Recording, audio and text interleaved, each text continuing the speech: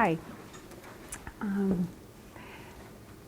So we're going to start with the way I start most everything I try to begin with, and that is we're going to just breathe together a little bit.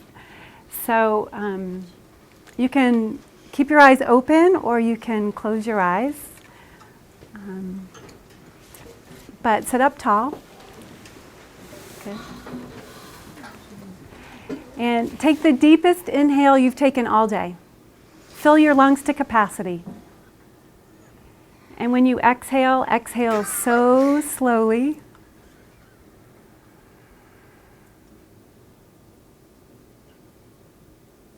And you're going to do it 2 more times. You're going to inhale, you're going to fill to capacity.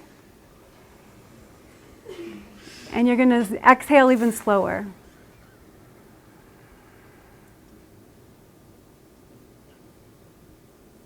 And last one.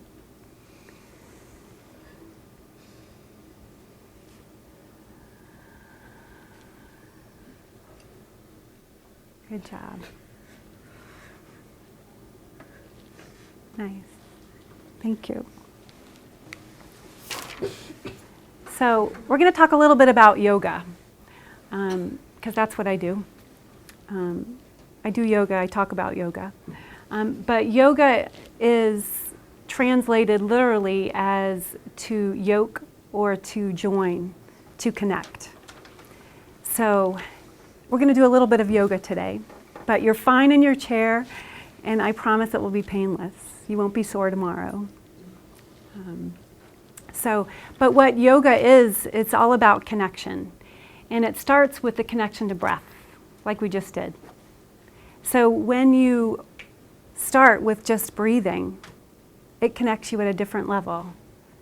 As a matter of fact, we're all connected now in a way we weren't before, because we're breathing the same air consciously. So when I first came to practice yoga, it was introduced to me as this joining, this connecting. It was also, yoga came to me as an invitation for inquiry. That was the part that I found so fascinating. Invitation for inquiry. So, what are your questions? What do you want to know? What do you want to connect with? It's your choice. It's your yoga. We all do yoga. Each time we take a breath, we expand and fill completely, and we let it out slowly. So today we're going to talk a little bit about different ways that you can do yoga or not. I'll show you some of the ways that I do yoga, even in a dress and boots. So starting with this connection of self to breath, which you experienced a little bit. We do it every day without thinking about it, but conscious breathing is a little bit different, as we've heard tonight from several of the speakers. So that's one way we yoke, we join, we connect.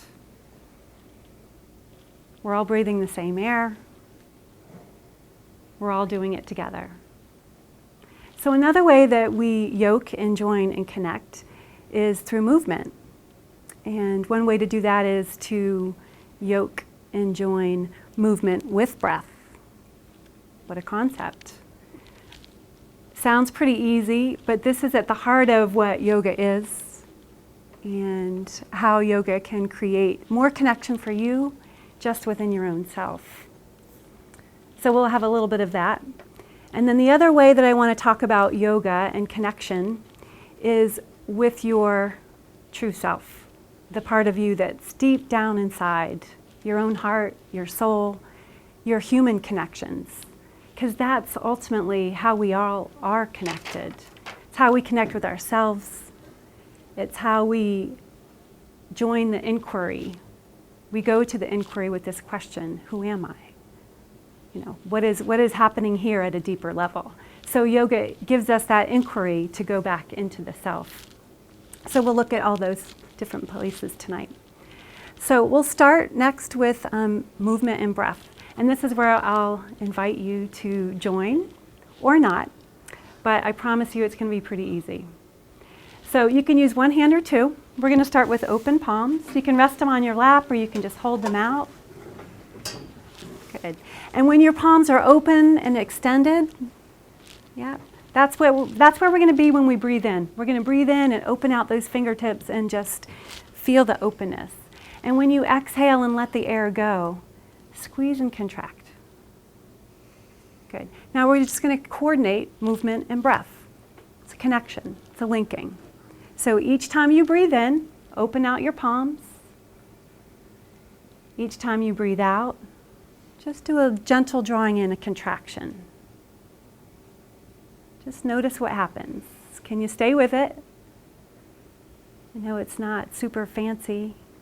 The challenge is in the simplicity. Inhale, open. Exhale, close.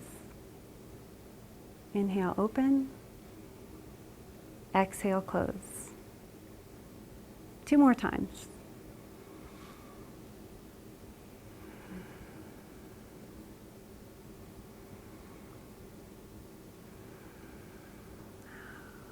Awesome. You guys are great at yoga. That's yoga. So, coordinating movement with breath, that's part of it. So, one of the other ways that we start connecting at that deeper level that I mentioned about who are you, what's deep down inside, what's your true self, what's your inquiry, is, for me, it's connection to nature.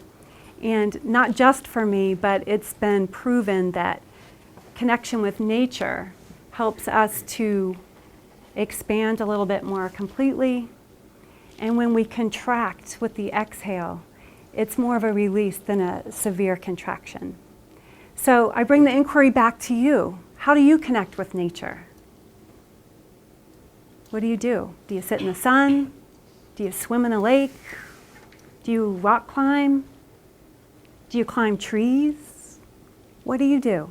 Do you look out the window? Studies have shown that even looking at pictures of things from nature have a calming effect on your nervous system. Regulates your blood pressure, starts to slow down your heart rate. All those things happen when you can connect with nature. So what's your connection with nature? Does it help you to find yourself a little bit more? Perhaps. Perhaps.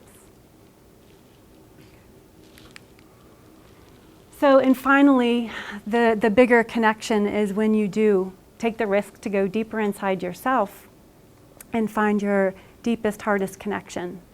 So usually, that's done not just with breath or connecting to nature, but also with touch and with our hands. So our hands are actually an extension of our heart center, because energetically, we're connected this way. We're all connected in this room. We're breathing the same air. So even without actually touching, there's this connection that happens by way of touch. But it's also that connection that's deeper down inside of you. What's your connection? So in this deep heart connection of touch, of something that's a little bit deeper, I wanted to share a story about my own personal connections and the deepest part of that I know. It's my yoga. And so my yoga, my deepest connection is with my children. And it starts when they're inside, right? For the moms out here in the room. So you don't have to think about that connection because this new being is actually here. It's part of you. It's breathing. You don't even have to think about it. And you're literally connected by this umbilical cord. So it's a beautiful thing. And then what happens, for those of you who have been through it, some of you may never, what happens is you go to breathing classes to learn how to breathe during labor, to bring this child forth. And then interesting thing happens when you go to give birth. It's the same thing. It's this expanding and contracting. That's what actually promotes childbirth, this expanding and contracting. Just like our breath, expanding, contracting. Just like that movement, expanding and contracting, linking our movement with our breath. So in my expanding and contracting to produce little beings, too, I went from having this connection here, this connection of breathing them into life, connection with them as they took their first breath. And then the connection had to change, it had to shift, it was different. So the connection became here. So now this was my connection with this being that was once here. This was my connection. And so it had to be a little bit different, right? Wasn't the same. Now they had needs I had to attend to. But soon enough, my connection with this little being had to change also.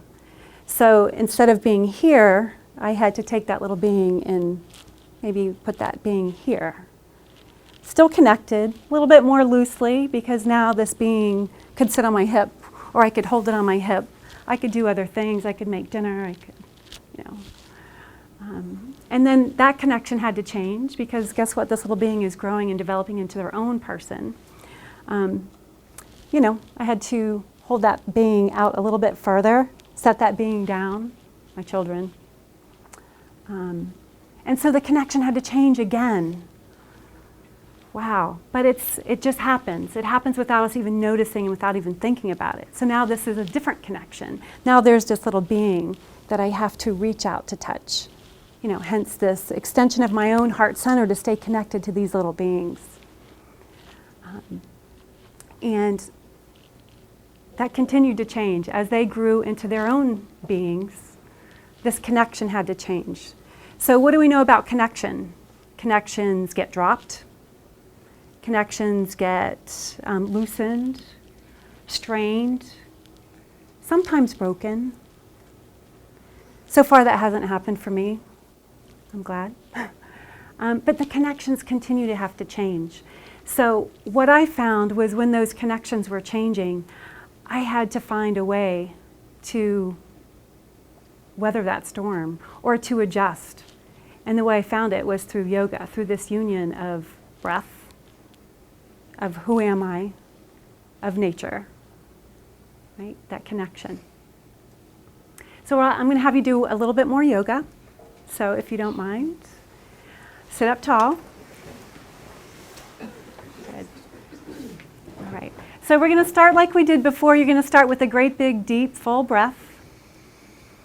And this time, hold that breath in and just notice, are you full? Take another sip of air. And now take another sip of air.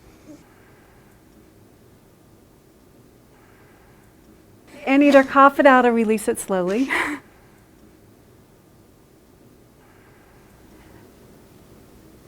And so what happens is, even when we think we've stretched and grown and expanded in all the ways we can, there's always room for a little bit more. There's always more room to expand, just a little bit more. That's the invitation, the inquiry that you get when you do your yoga, whatever it looks like.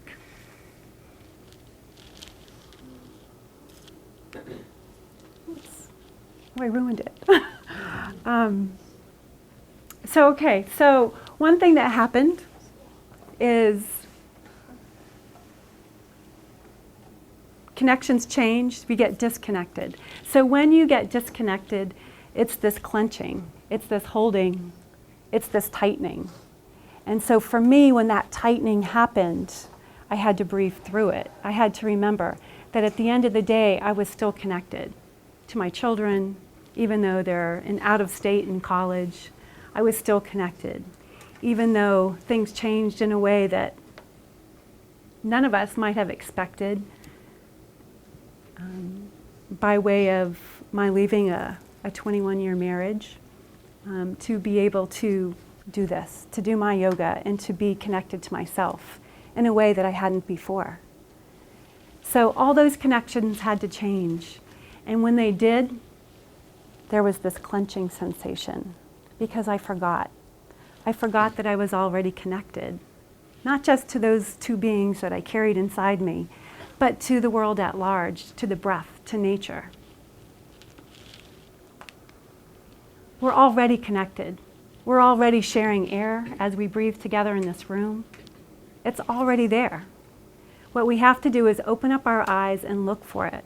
We have to notice it. We have to find the ways that we're already connected with one another. The person in front of you in line, the person seated in front of you now. We're already connected. We just have to open our eyes to it. And I'll just leave you with one final thought, words from a friend of mine. Demonstrates how that we are connected. So we're connected like white on rice, like sugar and spice. We're connected like birds of a feather, like stamps on a letter. Thank you.